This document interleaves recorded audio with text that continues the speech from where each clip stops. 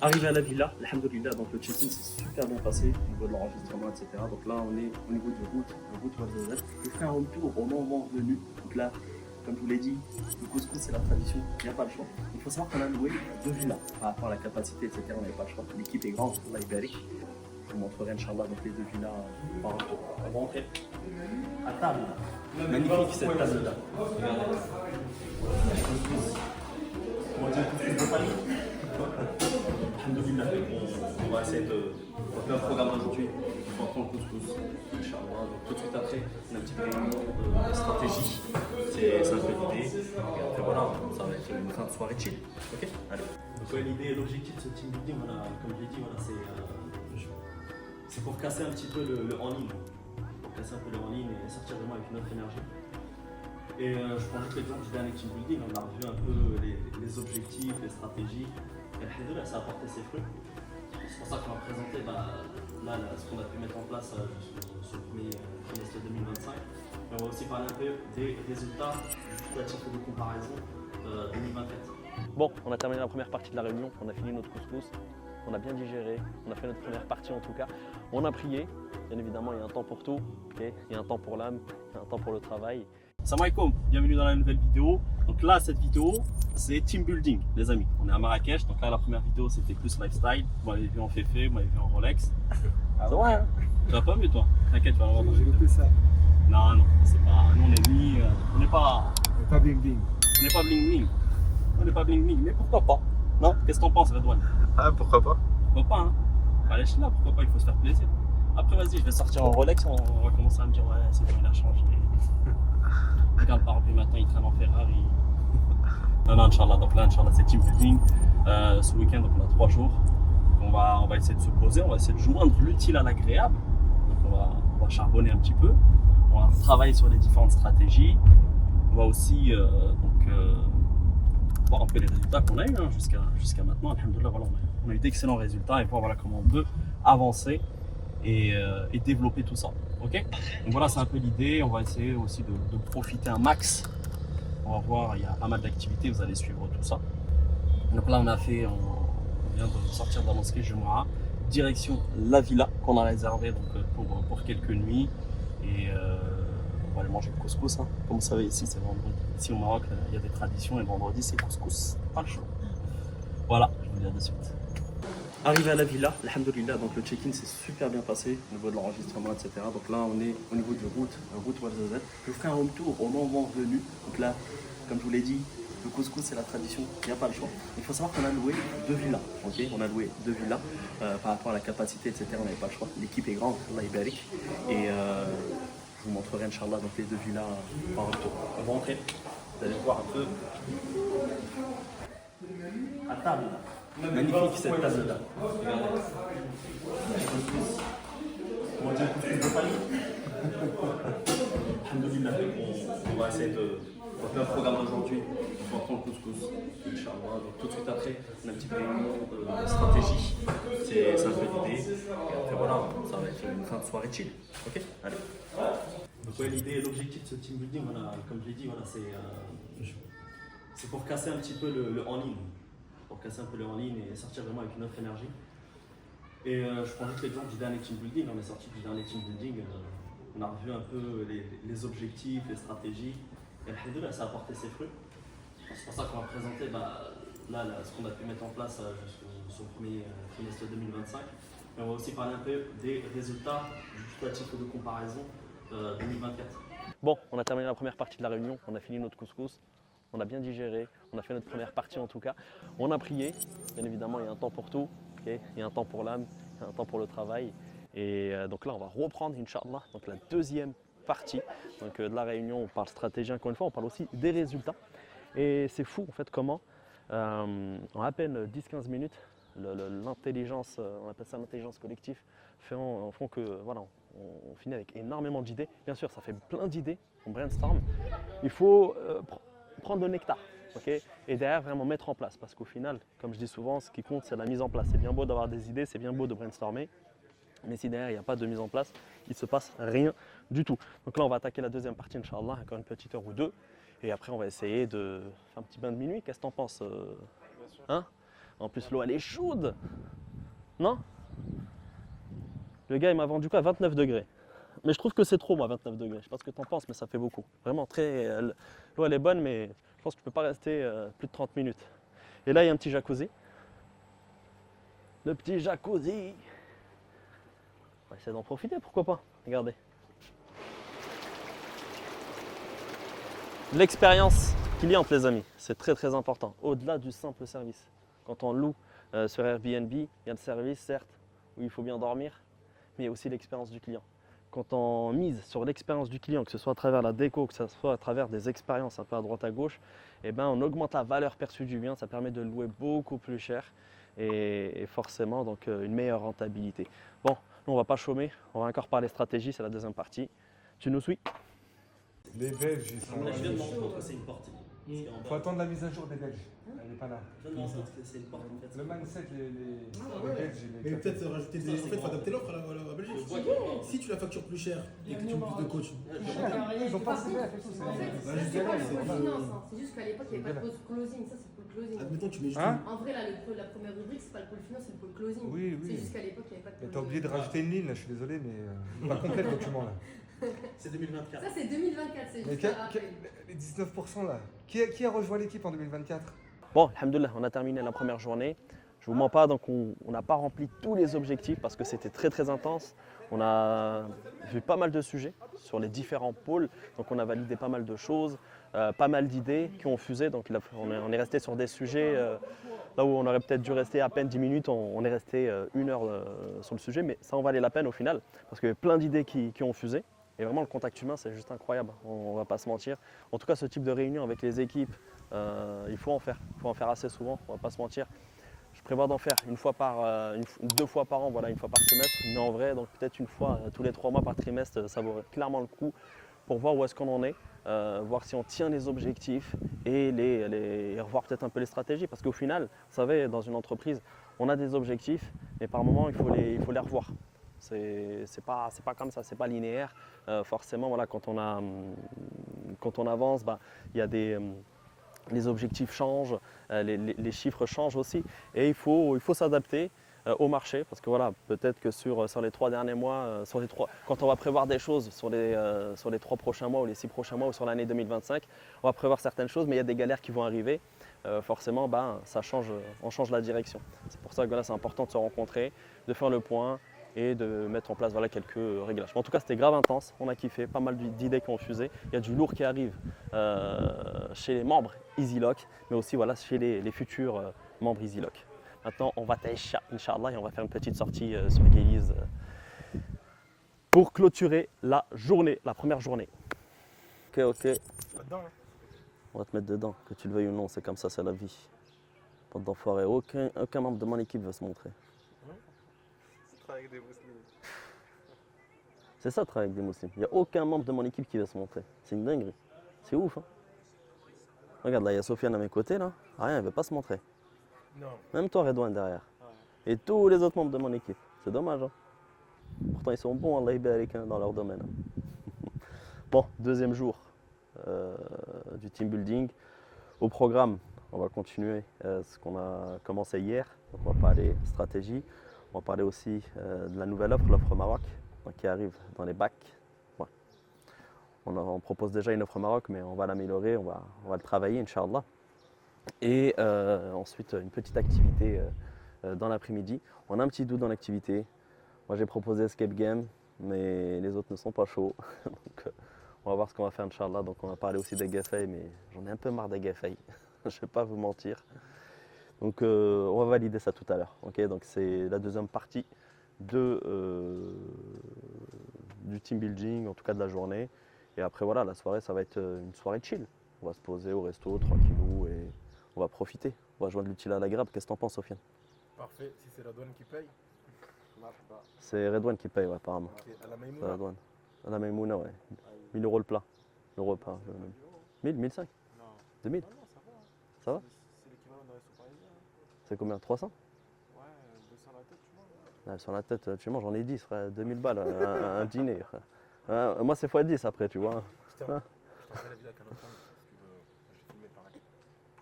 C'est ok, on fait comme ça, Inch'Allah. Donc là, on attaque Inch'Allah, donc la stratégie et suivez-nous. Oui, oui, on est Tu sais que pas tu sais que les groupes de plus de 6 mois, on leur donne accès à nos calendriers. C'est-à-dire que techniquement, moi je leur dis quoi? Le groupe est fini. Donc normalement, si on était ferme, il y a des formations. Nous on dit quoi? On dit comme on ne veut pas vous lancer. Tu vois, des fois, en 6 mois, il y en a qui sont pris en vacances. On ne veut pas vous freiner dans votre lancée. Le calendrier, il est là. Et moi, j'ai des gens qui datent du mois d'avril. Techniquement, je suis plus censée les avoir. Mais c'est pour ça Avril que. de l'année dernière. Ouais. C'est abusé par contre. Non. En fait, moi, je me dis tant qu'ils En ont fait, du résultat. Oui, mais attention, ça fait. Quand on a ramené Ouais, Maël, le premier mois. Le 1er mai. On a augmenté. je t'avais dit je ramène Maël, tu m'as dit je vais augmenter le budget. Ouais, et du coup, ça. Le 1er mai, j'ai augmenté. Chaque fois que j'augmente le budget, ça vrille. Bon, on s'est décidé avec l'équipe. Donc on ne savait pas si on faisait soit du quad, jet ski. Et oui, il y a du jet ski aussi apparemment ici à Marrakech avec un petit lac et tout superficiel. Et on hésitait aussi avec un escape game. Donc on a fini par Agafay. Donc on est dans un camp. Donc, le camp il s'appelle La Bohème. Donc voilà, là l'idée c'est vraiment de se poser, chill avec l'équipe, on discute, on échange.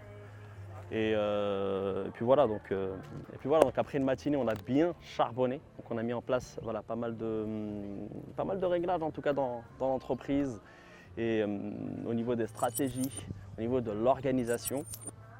Donc on a pas mal d'idées, encore une fois, qui ont fusé. Donc là l'idée c'est de prendre toutes ces idées-là et de faire en sorte vraiment d'en faire quelque chose d'assez sympa. Parce que voilà, sans le passage à l'action, il ne se passera rien du tout. C'est bien beau d'avoir des idées, mais s'il n'y a pas de passage à l'action, clairement il ne se passe rien. Donc là on va essayer de déconnecter. Moi j'ai un vrai problème avec ça, je ne vais pas vous mentir. Même quand je suis en vacances ou quand je vais passer un week-end avec les enfants, je suis obligé de regarder mon téléphone, je suis obligé de me connecter, voir un peu ce qui se passe dans l'entreprise. Ça c'est quelque chose sur lequel je dois travailler. Enfin, me dit souvent, voilà, tu ne sais pas te reposer. Tu ne sais pas te reposer. Parce que voilà, ma tête, elle est constamment en ébullition, à chercher. Là, en l'occurrence, là, on est dans un camp. Qu'est-ce que je vais faire? Je vais regarder le nombre de tables, le prix qu'on a payé, le nombre de personnes, le chiffre d'affaires potentiel. Je me dis, mais c'est grave rentable, il va falloir que j'ouvre quelque chose là dans le coin. Voilà, donc, constamment, mon cerveau il est en ébullition et je suis constamment en train de regarder mes mails, les messages, etc., un peu ce qui se passe, où je dois répondre et tout et tout. Donc il faut que j'apprenne vraiment à prendre un peu de recul, c'est très très très important vraiment. Et voilà, on profite aussi de ce paysage-là, donc d'Agafay, donc on appelle le désert d'Agafay, pour se rendre compte qu'on est petit en réalité, qu'on n'est rien du tout dans ce monde, vraiment. Mais on n'est rien du tout dans ce monde et puis voilà, donc profiter avec l'équipe et la famille, c'est le plus important. On y va, on va manger un petit coup, allez Douane. Voilà, on va boire un peu de boulawan.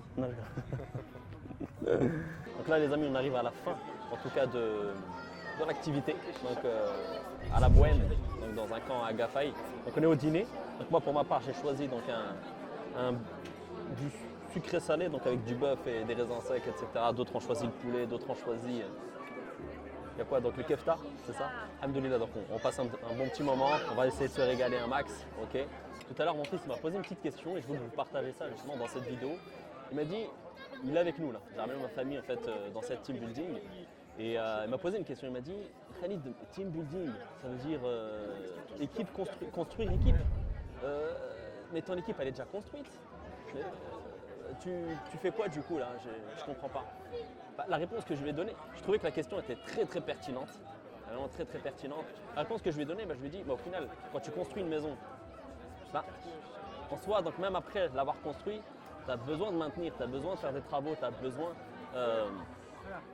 en tout cas d'entretenir ta baraque, sinon elle risque de tomber. C'est exactement en fait, ce qu'on fait en team building. On est là pour créer de la cohésion, on est là justement pour renforcer on va dire, les liens entre nous. C'est ça qui apporte on va dire, des résultats derrière. Et j'ai envie de dire, avant le résultat, bien sûr, il y a l'humain, c'est pour ça qu'on est là. Maintenant, on va profiter, Inch'Allah, sinon ça risque de refroidir. D'accord? Vas-y. C'est vrai qu'on pose souvent la question est-ce que tout le monde est fait pour entreprendre? En fait, moi personnellement, la réponse que je me donne, c'est oui, tout le monde est fait pour entreprendre. Je pose une seule question, on se voit vraiment, je pose cette question. Si demain, je sais pas, vous êtes parents, vous avez des enfants, on prend vos enfants, ok, on prend vos enfants, et là, je pense vraiment, je vais aller donner l'exemple le plus hard. On prend vos enfants, on vous dit voilà, si dans un mois vous ne récupérez pas 1 million, et ben voilà, on va faire ce qu'on doit faire avec vos enfants. La raison elle est tellement profonde, mais c'est une raison qui est couplée à on va dire, à une condition, tu vois. En gros, si tu n'y arrives pas, t'es dans la merde, t'es mort. Alors que si tu y arrives, voilà, tu protèges tes enfants. Donc, c'est pas juste une raison, c'est une raison, mais qui est couplée, on va dire, à une condition, quoi, des conditions. Des trucs de vie et de mort. Et là, tu vas tout faire, en réalité, pour aller choper le million à la fin du mois. Si tu n'as pas le million à la fin du mois, tu es dans la merde. Donc, en soi, cette personne-là, bah, forcément, donc, elle peut entreprendre. C'est ça qu'encore une fois, donc, la raison pour laquelle tu dois te lancer, c'est important. Si tu as une vraie raison, ça le fait. Après, oui, bien sûr, il y a aussi le caractère. C'est le caractère qui joue. Celui qui aime bien se challenger, celui qui aime bien voilà, se fixer des objectifs. Et après, c'est d'avoir un déclic. Moi, j'ai connu des personnes. Le premier rapport, bah, si celui-là n'a jamais entreprendre, mais un jour, il a eu un déclic. Et je sais pas, il a changé carrément de personnalité. C'est discipliné, le gars. En fait, c'est discipliné, que ce soit dans sa vie personnelle, sa vie professionnelle, c'est des objectifs. Et il a fait en sorte voilà, de performer en tout cas dans sa vie personnelle et professionnelle. Mais voilà, il a eu ce déclic, il faut l'avoir ce déclic. Et comment dire, voilà, de toute façon, les résultats, ils ne nous appartiennent pas, ils appartiennent à l'un. Il faut donner un petit déclic et on performe. Bon, frère. C'est beau le cadre en a lu en réalité ici à Gafay. J'ai jamais été de nuit à Gafay. Quand je passe à Gafay, je passe en journée en règle générale. Moi, je passe en journée. Et là, je vois le cadre, là, derrière aussi, c'est l'éco-building. C'est sympa. Hein. En fait, là, ils ont créé une expérience. L'expérience cliente avant tout, avant le simple service. Parce qu'au final, franchement, le repas, le dîner, moyen. Je donnerais 6 sur 10. Pour être honnête, maintenant, je dirais 6 sur 10. Et après, voilà, on va pas se mentir, le cadre, l'expérience fait que les gens viennent. Une petite cuisine, une piscine là, qui fait peut-être 20 mètres sur 10. C'était pas 30 mètres sur 10, c'était carrément une piscine olympique. Des petites, voilà, des assises à côté de vie pour se manger. Vraiment tout pour créer le confort, l'expérience. Et c'est ça qui fait que voilà, les gens viennent et qu'ils payent. Voilà. J'ai envie de vous partager en fait un échange que j'ai eu avec un gars qui voulait rejoindre l'accompagnement, mais qu'au final il n'a pas rejoint. On a échangé avec lui pendant à peu près une bonne petite heure, mais au bout d'une heure il a décidé, il a dit non, je peux pas, j'ai pas envie, je suis pas fait pour ça, etc. En fait, le plus important, c'est pourtant il remplissait tous les critères pour rejoindre l'accompagnement. Le gars vraiment il remplissait tous les critères pour rejoindre l'accompagnement. Il avait l'état d'esprit, le gars il avait les fonds, il avait ce qu'il fallait on va dire pour avoir du résultat dans l'accompagnement. Par contre, ce qui lui manquait, c'est la raison pour laquelle il voulait se lancer. Parce que pour lui, il était bien dans là où il était, dans le salariat. Il avait son salaire, mais je ne le juge pas. Hein. S'il est bien dans le salariat et que ça se passe super bien pour lui, ramasse. Mais là où je veux en venir, ce qui est important, c'est de savoir ce qu'on veut. De savoir ce qu'on veut. Parce qu'à la base, quand il a pris un appel avec nous, c'était pour rejoindre l'accompagnement. Il y avait peut-être un petit truc, en vrai, on ne va pas se mentir. Mais voilà, l'idée c'est vraiment de savoir les raisons pour lesquelles on veut se lancer. Et moi j'ai remarqué une chose, hein, les personnes qui ont du résultat et les personnes qui vont vraiment tout donner, qui vont persévérer, qui vont aller jusqu'au bout, je crois quitte à aller en guerre carrément, malgré les problématiques qu'ils vont rencontrer dans l'aventure entrepreneuriale, c'est des personnes qui ont des raisons, des personnes qui savent pourquoi elles se lancent. Okay, ils savent vraiment pourquoi elles se lancent. Ça peut être un projet d'expat, ça peut être voilà, pour les enfants, une meilleure éducation pour les enfants. Okay, ça peut être aussi, je sais pas moi, c'est quelque chose qui peut motiver, donc payer un hajj à ses parents, c'est ouf quand même. Du coup, payer un hajj à ses parents. Aujourd'hui, quand on voit que le hajj au minimum 10 000 €, voilà, il faut peut-être un panier entre 20 et 25 000. C'est pas tout le monde qui peut se le permettre. Et de se dire, voilà, je vais tout faire voilà, pour payer un hajj à mes parents, c'est vraiment, voilà, c'est quelque chose, ça peut être une raison, ça peut être votre oxygène, votre motivation pour justement faire en sorte voilà, d'aller chercher cet argent. Et d'ailleurs, j'ai un gars qui a rejoint l'accompagnement, juste pour vous dire, après la raison, c'est important aussi d'avoir une vision lointaine. C'est important parce que le gars, il avait comme objectif de payer un hajj à sa mère. Il avait pour objectif de payer un hajj à sa mère. Il a rejoint en tout cas notre équipe, il a rejoint en tout cas l'accompagnement. Et du coup, il a il a fait de l'argent, il a fait assez d'argent pour payer, on va dire, un hajj à sa mère. Et qu'est-ce qui s'est passé une fois que ça s'est fait? Et ben, son business s'est épuisé parce qu'en fait, il n'avait aucune raison en fait, de se lancer dans l'entrepreneuriat. Il n'avait aucune raison. Et du coup, il est retourné dans le salariat, dans la vie classique, etc. Encore une fois, vraiment, donnez-vous des raisons, mais essayez d'avoir aussi une vision moyen, long terme, avec des objectifs. Fixer, peut-être vous challenger. Et n'hésitez pas vraiment à mettre à jour voilà, tout le temps vos intentions, les raisons pour lesquelles vous vous lancez. Voilà, on y va, on va aller danser au Hikouya.